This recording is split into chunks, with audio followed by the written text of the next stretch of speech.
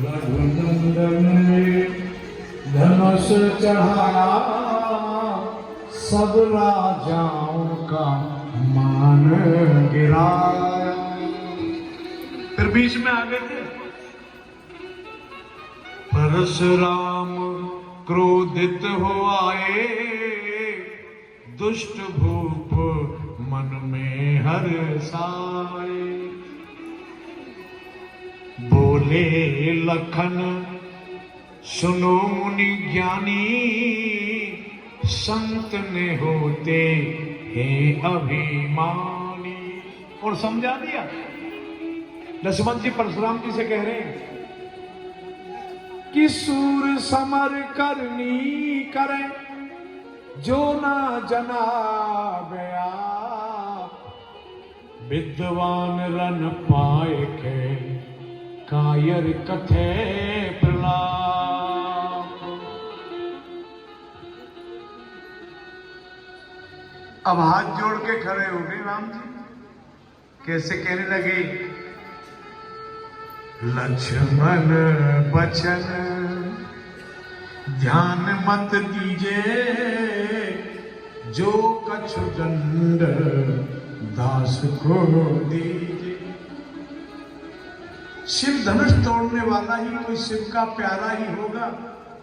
जिसने ये अपराध किया वो दास तुम्हारा ही होगा। बहुत तनातनी हो गई।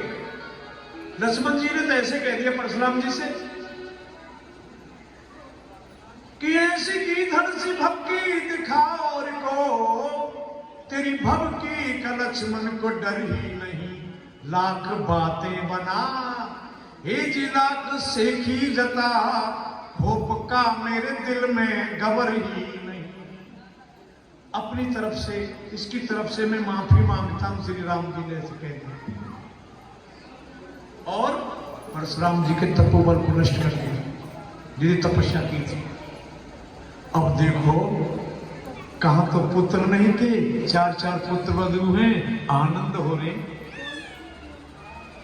ये अयोध्या कांड की जो चौपाई है ना, अब तो बहुत ध्यान से सुन रहे हैं आप। रामायण में ऐसे पेज देखना, अयोध्या कांड लिखा और उसमें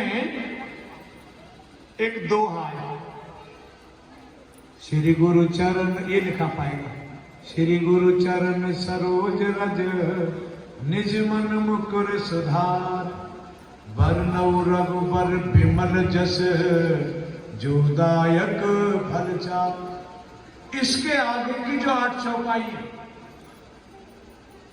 5 ही फेल भी पढ़ सकता है,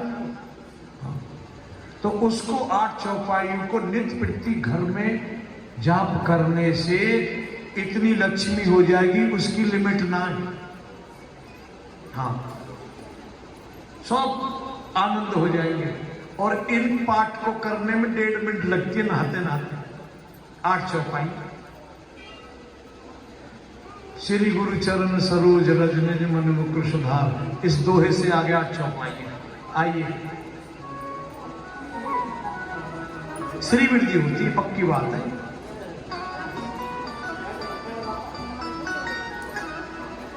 कि जब से ब्याह राम घर आए,